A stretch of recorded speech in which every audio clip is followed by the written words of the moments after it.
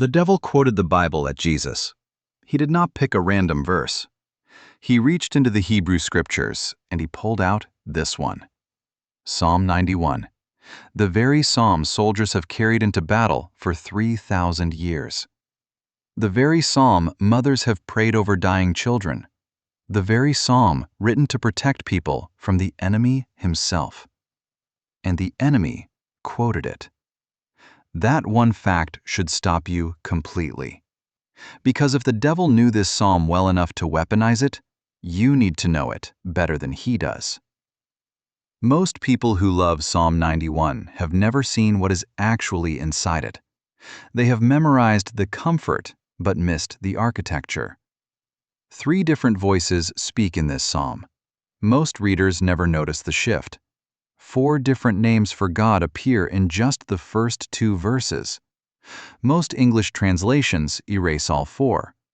And hidden in the very last word of the psalm, in Hebrew, is the name of the Messiah himself. By the time we are done today, you will never read this psalm the same way again, and you will understand exactly what the devil got wrong when he tried to use it. Before we go inside the text, we need to talk about who wrote it, because the answer changes everything about how you hear it. The Hebrew Bible gives Psalm 91 no superscription at all. No name appears at the top. It is the only psalm in this entire section without one. Jewish tradition fills in the blank with Moses. The ancient rabbis, the Talmud, the early Midrash, they all point to Moses. They believed he wrote it on the same occasion as Psalm 90. Psalm 90 is titled in your Bible, A Prayer of Moses, the Man of God. And Psalm 91 follows immediately without a break. If Moses wrote it, consider what that means. This is not a man writing from a comfortable study. This is a man who watched an entire generation die in the desert. He had seen plague sweep through a camp of 2 million people.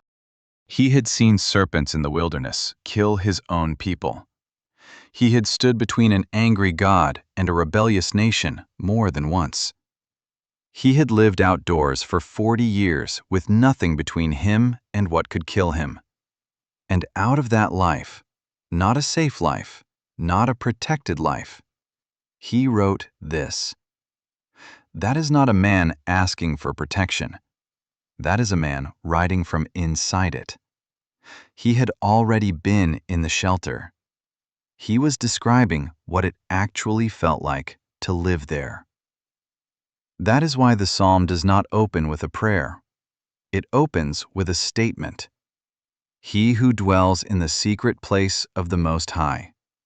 Not he who visits, not he who checks in occasionally. He who dwells. Someone had already moved in. And Moses was describing what the address looked like from the inside. Now look at the opening 2 verses very carefully. Most English translations give you 2 names for God, Lord and God. But the Hebrew gives you 4. 4 different names stacked on top of each other in just 2 verses. That is one of the densest concentrations of divine names anywhere in the entire Psalter. The writer is not being careless. He is being deliberate. He is laying a foundation so deep, nothing can crack it. The first name is Elyon. Most High, Elyon, comes from a Hebrew root that means to ascend, to be lifted up.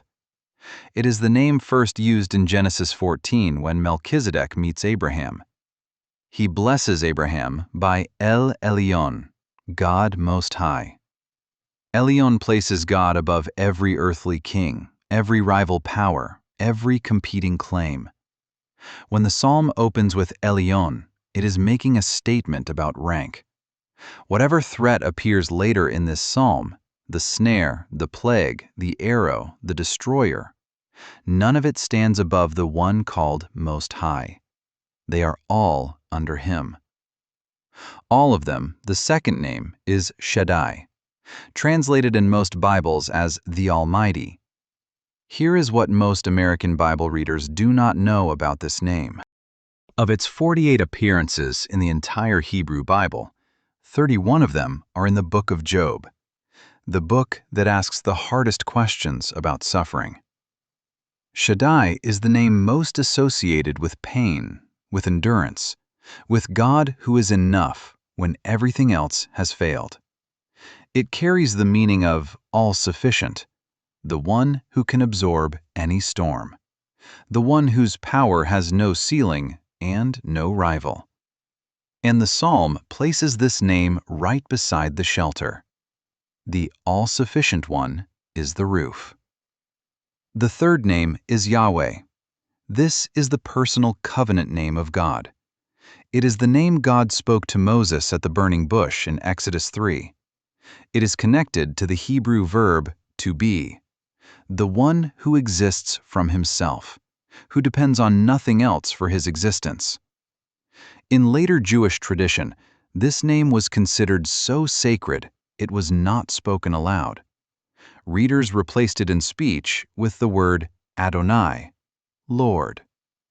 When verse 2 says, "I will say of the Lord, He is my refuge," the name being spoken is Yahweh. Not a God in general, my God by name. The covenant God who bound himself to his people. The God who made promises and kept them. The fourth name is Elohim, the Creator. She, the name from Genesis 1. In the beginning, Elohim created the heavens and the earth. The one who called light out of nothing with a single word. The name that carries the weight of absolute creative power. Now look at what the writer has done. In 2 verses, he has stacked the Exalted One above every threat, the all-sufficient One who cannot be overwhelmed, the personal covenant God who made promises to his people by name, and the Creator who built the universe from nothing. All 4 together, in the same shelter. He is not describing one aspect of God. He is describing all of him at once, available in a single place. Like 4 pillars driven into the ground before the house is even built. One more detail that almost nobody catches. 2 of these names, Elyon and Shaddai, appear together in only one other place in the entire Bible. Numbers 24, in the prophecy of Balaam. Balaam was a pagan prophet hired by a foreign king to curse Israel. He opened his mouth to curse, and blessings came out instead. He could not harm the people sheltered under those 2 names. The psalm is echoing that moment. Elyon and Shaddai together means this: even hostile mouths cannot touch the people living under these names. The Hebrew in the first verse is doing something most English readers never get to see. 4 words carry the weight of the whole opening line. Yashav, Seter, Tzel, and the verb yetlonan. Yashav is the word translated dwell, but in Hebrew it is not a casual word. It is a participle of continuous action. It means to sit down, to settle, to remain. This is not a tourist. This is a resident. The psalm does not open by speaking to people who visit God when life gets hard. It opens by speaking to people who have moved in. There is a difference between knowing where the shelter is and living inside it. Yashav is the difference. Seter is translated secret place in most Bibles, and some say shelter. But the Hebrew word literally means a hiding place, a covering, a place of concealment. It is used in Psalm 27 for the place where a hunted man hides from those pursuing him. He will conceal me in his shelter in the day of trouble. This is not a generic safe room. This is a specific, intimate, hidden place, almost personal, like a location only 2 people know about. Tzel means shadow, and here is the geometry of that image. To stand in someone's shadow, you have to be standing right next to them. Shadows do not project from a distance. They fall directly from the body casting them. When the psalm says you abide under the shadow of the Almighty, it is making a claim about proximity. You are not hiding behind God from across the street. You are close enough to be inside the shape He casts on the ground. That is not a casual relationship. That is closeness, with no gap left between you. And the final verb, yetlonan, means an overnight traveler finding lodging. It is the word for the rest you take when the day has been long and the road has been dangerous. When you finally stop. When you finally exhale. The word is built on the same root as the noun for an inn or a way station on a long journey. So the image of verse 1 in Hebrew is this: you are the weary traveler. He is the lodging. You have been on the road through something hard, and you have finally come to the door. And the door is open, and inside there is rest. That is what the Hebrew is building in the very first sentence, before the threats are named, before the dangers appear. The shelter is already standing, already open, already waiting. Then comes the threat. Verses 3 through 8 name 6 different kinds of danger, and the writer is not being random. He is moving through the entire clock of human fear. The snare of the fowler, the deadly pestilence, the terror by night, the arrow that flies by day, the plague that walks in darkness, the destruction that lays waste at noon.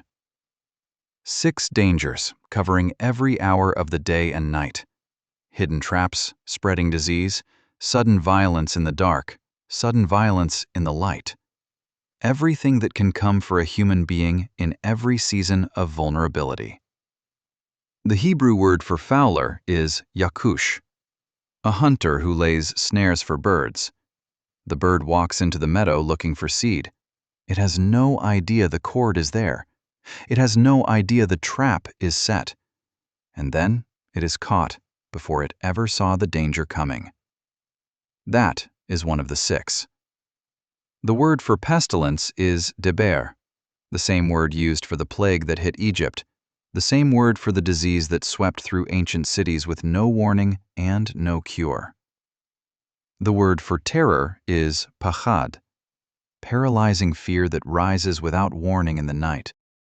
The kind that wakes you at 3 a.m. with your heart pounding and you cannot explain why. Now, here is something most American churchgoers have never been told. When the ancient Jewish translators put the Hebrew Bible into Aramaic, centuries before Christ, they did not read these dangers as only physical threats. The Aramaic Targum expanded these verses. The terror by night became the terror of demons that move in the dark. The destruction at noon became the company of demons that destroy in daylight. The ancient Jewish world called Psalm 91 the song against evil spirits. The Dead Sea Scrolls placed Psalm 91 in a small collection of psalms used by the Qumran community as protection against unseen powers. They carried it.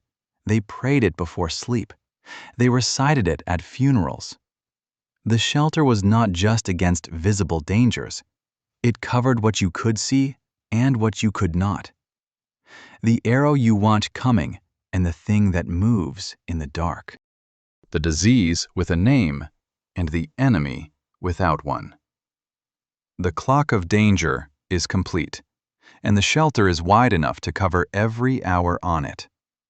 In the middle of all those dangers, verse 4 does something unexpected. It breaks the image of a fortress wide open. He shall cover you with his feathers. Under his wings you shall take refuge. The God who is Elyon, the Most High above every power. The God who is Shaddai, the all-sufficient one who can absorb any storm. That God lowers his wings over a small thing taking shelter. The Hebrew word for feathers here is evra. It refers to the soft underfeathers of a bird, not the hard outer feathers, the soft ones, the warm ones, the ones closest to the body. And the image is not an eagle in a military posture. It is a hen with her chicks. Anyone who has spent time on a farm in rural America knows this picture. The moment a shadow crosses the yard, a hawk circling overhead, the hen does not run. She plants herself. She lowers her body to the ground and spreads her wings wide. And the chicks come running from every direction. They disappear under her. From above, all you can see is the hen. The chicks are completely gone. Anything that wants to reach those chicks has to go through her first. That is the picture of verse 4. The God who set every star in place, who spoke the universe into existence with his voice, who sits above every king and every power and every name. That God gets down on the ground and covers one fragile thing with his wings. The highest power expressing itself as the most intimate protection. That contrast is the heartbeat of Psalm 91. And this image was not invented by the psalm. It runs like a thread through the entire Old Testament. In Exodus 19, God tells Israel, "I bore you on eagle's wings and brought you to myself." In Deuteronomy 32, Moses describes God as an eagle that hovers over its young, spreads its wings, catches them. In Ruth 2, Ruth is blessed for taking refuge under the wings of the Lord. The wing image keeps returning. If Moses wrote Psalm 91, this was not borrowed language. This was autobiography. He had used the same image in his own writing because he had lived under it for 40 years. He had watched a nation of people sheltered from plagues that destroyed Egypt. He had seen them kept alive through a desert that should have killed every one of them. The wings were not a metaphor he invented to make a theological point. They were a reality he had stood inside. And he wrote it down so that you would know the same shelter was available to you. Up to this point, the psalm has one voice doing all the talking, a human teacher, describing what the shelter looks like, telling you what God does for those who dwell there. But then something shifts. Beginning in verse 14, the grammar breaks open. The pronouns change, and God himself starts speaking in the first person. Because he has set his love upon me, therefore I will deliver him. I will set him on high because he has known my name. He shall call upon me, and I will answer him. I will be with him in trouble. I will deliver him and honor him. With long life I will satisfy him and show him my salvation. 7 times in 3 verses, God says, I will. 7 first-person promises stacked together like a wall of commitments. That is one of the densest concentrations of divine first-person promise anywhere in the Old Testament. And the words God chooses to describe the relationship are deeply personal. The word translated, set his love, is the Hebrew word kashak. Most American Bible readers have never heard that word. Kashak does not mean a polite, distant affection. It does not mean God generally likes you. Kashak means to cling, to bind yourself, to attach with determined love. It is the word for someone who refuses to let go. The same word appears in Deuteronomy 7, where God describes his love for Israel. The Lord set his hashak on you, not because you were the largest nation, not because you were impressive, but because he chose to cling. And he is not changing his mind. And hashak runs in both directions. God clings to the one who clings back. The shelter is not a one-way transaction. It is a relationship where both sides refuse to let go. Then God says, because he has known my name. That phrase is doing more than it appears to in English. The Hebrew word for know is yada. Yada is not intellectual information. To know something in Hebrew is to experience it. To know God's name is not to have it memorized. It is to know His character through walking with Him. The way you know someone by the sound of their footsteps in your house. The way you know someone by how they show up when everything goes wrong. Not information about them. Years of being in the shelter teaches you what He is like. Not just what the theology says about Him, what He is actually like at 3 a.m., what He is actually like when the thing you feared most arrives. Yada is that kind of knowing. And God says, that is the person I am making promises to. Not the person with the most Bible knowledge, the person who knows me by experience, by walking, by dwelling. Read the 7 promises again. I will deliver him. I will set him on high. I will answer him. I will be with him in trouble. I will deliver him. I will honor him. I will satisfy him. Notice what God does not say. He does not say, I will keep trouble away from him. He says, I will be with him in trouble. Both things are in the same list: deliverance and presence inside the storm. Not instead of the storm, inside it. The psalm ends on a Hebrew word that almost nobody in American churches knows. Yeshuati, my salvation. That word shares its root with the name Yeshua, the name we know in English as Jesus, the name that means the Lord saves. The last word of Psalm 91 in Hebrew is the hidden root of the Savior's name. The psalm that began with 4 names for God ends with the name of the Messiah, tucked into the final syllable. And that ending becomes the bridge to the most dramatic moment in the New Testament. Matthew 4 records the testing of Jesus in the wilderness. 40 days, no food, 3 temptations. And in this second one, the devil takes Jesus to the highest point of the temple in Jerusalem. That structure rose nearly 450 feet above the Kidron Valley below. Standing on the pinnacle was standing at the edge of a sheer drop. And the devil says, if you are the Son of God, throw yourself down, for it is written. And then he quotes the Bible. He cites Psalm 91, verses 11 and 12. He shall give his angels charge over you, to bear you up, lest you dash your foot against a stone. Stop right there. Of every verse in the entire Hebrew Bible, the adversary selected this one. And consider the irony. In first-century Jewish tradition, Psalm 91 was the psalm prayed against evil spirits. It was the song sung to drive away the very category of being the devil belonged to.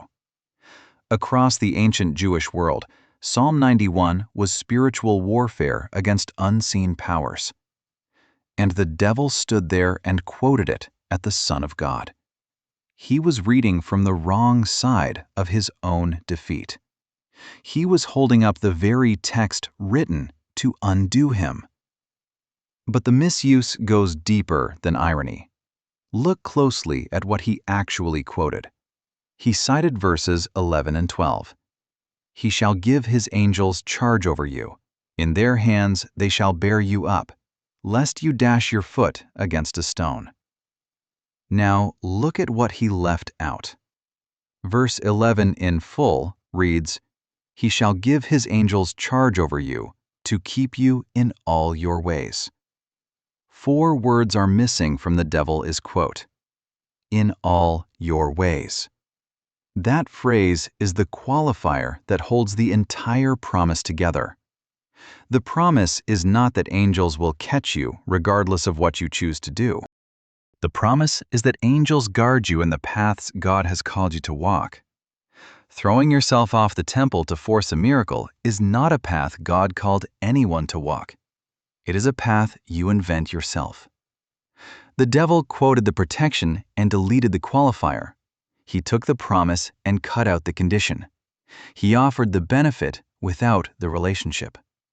That is the pattern of every distortion of Scripture in every generation.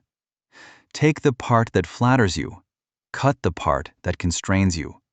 Read the promise without the path. Turn the covenant into a vending machine. A vending machine obligates you to receive when you put the coin in. A covenant only works inside the relationship. They are not the same thing. And that difference is everything. But the devil also stopped reading too soon. He cited verses 11 and 12. Verse 13 says this, "You shall tread upon the lion and the cobra, the young lion and the serpent you shall trample underfoot." The very next verse after the ones the devil quoted announces the crushing of the serpent under the feet of the one who dwells in the shelter. The adversary walked himself right up to the edge of the verse that described his own defeat. He read up to the line before his own end, and he stopped. Jesus answers with Deuteronomy 6:16. "You shall not put the Lord your God to the test." He is not throwing a counter-proof text. He is correcting the entire way the text is being read. The devil was reading Psalm 91 like a magic formula. Insert the right verse, receive the guaranteed result.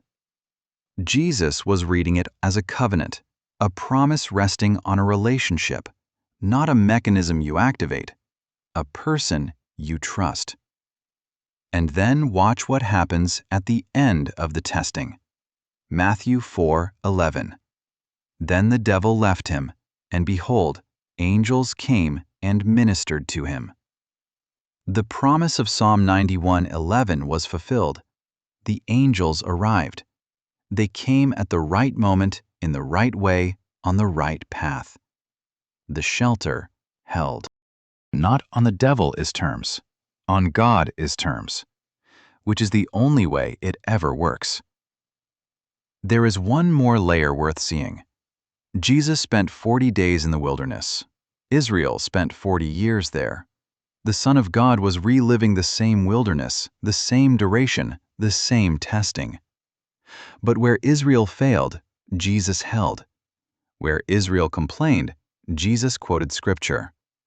Where Israel turned back, Jesus moved forward. If Moses wrote Psalm 91 during those 40 years of wilderness wandering, then the words of that psalm were ringing through the very landscape where the Messiah was being tested. The devil quoted the wilderness psalm in the wilderness. Jesus answered with Deuteronomy, the book Moses wrote at the end of those 40 years. He fought the wilderness battle with the wilderness scriptures, and he won where Israel had lost every time. Here is where the psalm gets honest about something American Christianity often gets wrong. People have read Psalm 91 as a guarantee that nothing painful will happen if you believe correctly. And then something painful happens. And they conclude one of two things. Either God broke his word, or they failed to qualify. Both of those conclusions miss the psalm entirely. Psalm 91 does not promise the absence of difficulty. Read verse 15 in Hebrew. Imo anochi betzara. I am with him in trouble. Not, I will keep him from trouble. With him, in it. The shelter does not eliminate the storm. It changes who is standing next to you while the storm is happening. Look at the 7 promises again and notice what they actually say. I will deliver him. I will be with him in trouble. Both of those are in the same 3 verses. Deliverance is real. Trouble is real. They exist at the same time. The Bible is full of this pattern. 3 men in a furnace in Daniel 3. They are not kept from the fire, they are kept inside it, with a 4th figure walking through the flames beside them. Daniel in the lion's den. He is not kept from being lowered into the pit. He is kept while he is in it.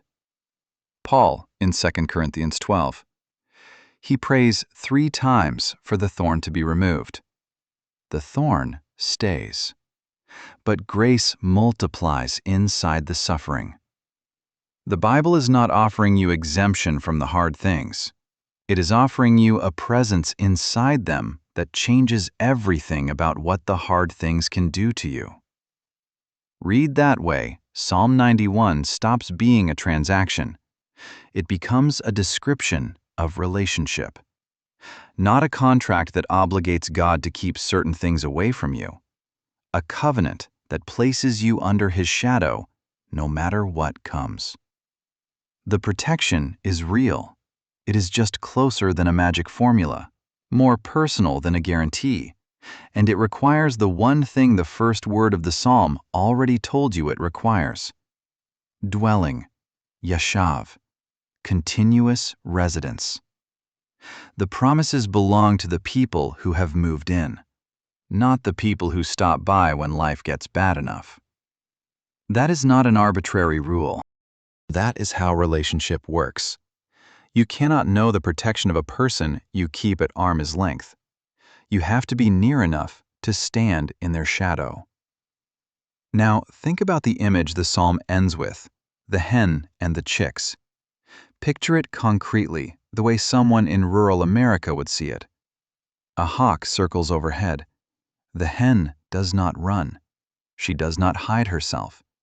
She stays in the open, drops her body to the ground, and spreads her wings as wide as they will go. The chicks come from every direction. They run under her. They disappear.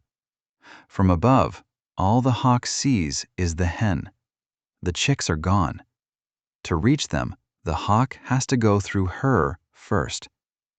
That is the God of Psalm 91, not pulling you out of the world to keep you safe, placing Himself between you and whatever is circling overhead, taking the impact before it reaches you. And the chick is not strong. The chick does not have impressive wingspan or sharp talons. The chick is small and fragile and out of options. What protects the chick is not the chick's own ability. It is the size and warmth and commitment of the wings spread over it. Jesus reached for the same image. Standing on the edge of Jerusalem, looking out over the city that would reject Him, He said, "How often I wanted to gather your children together, as a hen gathers her chicks under her wings, but you were not willing." Matthew 23:37. The wings of Psalm 91 and the wings Jesus longed to extend over Jerusalem are the same wings. They have always been the same wings. 3 voices speak in this psalm, and you need to hear all 3 of them. The first voice is a human teacher telling you about the shelter, describing where it is and what it looks like. The second voice answers back in the first person, declaring, "He is my refuge and my fortress." This is the voice of a person who has stopped observing and started trusting. And then the third voice speaks, and it belongs to God Himself, making 7 "I will" promises to the one who has set their love on Him. That progression is what happens to every life that ends up sheltered. First, someone tells you about God. Then you begin speaking to God yourself. Then one day, somehow, you find that God has been speaking to you the whole time. The shelter you thought you were running into was always a person waiting for you to arrive. Now consider the soldiers who wrote this psalm on the inside of their helmets before battle. Consider the mothers who prayed it over a child they could not save by themselves. Consider every person who has ever whispered it in the dark because the dark was too big. They were not reciting a charm. They were addressing a person. They were speaking to the one whose name is Elyon, Shaddai, Yahweh, Elohim, the Most High, the All-Sufficient, the Covenant God, the Creator. All 4 of those, in the same shelter, available at the same time. And the last word of this psalm in Hebrew is Yeshuati, my salvation, the same root as the name Yeshua, the same root as the name the angel announced when a child was born in Bethlehem. The psalm that opened with 4 names of God ends with the hidden name of the Messiah. He is the shelter. He is the shadow. He is the hen standing over the open ground. He is the one who placed himself between the chicks and the hawk at a cross outside Jerusalem 2,000 years ago. The war was already won there. The serpent was already crushed there.